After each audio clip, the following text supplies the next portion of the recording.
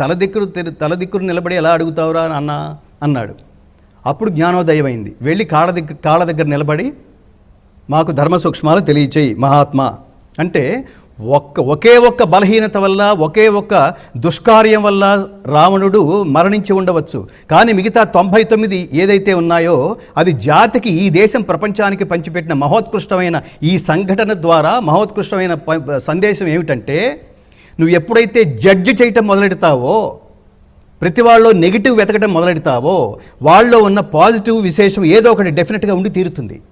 దాన్ని మిస్ అవుతావు నువ్వు. అది కదా ప్రపంచానికి భారతదేశం చెప్పిన మహోత్కృష్టమైన పాఠం. ఎవరిని వదిలిపెట్టద్దు, అందరిలోనూ ఏదో ఒక గుణం ఉంటుంది. కాబట్టి వాడు వెధవ, ప్రతివాడు అంతే కదా. వాడేదో హిమాలయ పర్వతాల మీద ఉన్నట్టు, మిగతా ప్రపంచం అంతా ఎక్కడో కిందెక్కడో పాతాళంలో ఉన్నట్టుగా ప్రతివాడు అహంకరించి గర్వించి అలా మాట్లాడుతుంటారు చూడండి. కాబట్టి మనకి ఎదురుపడే ప్రతి వ్యక్తి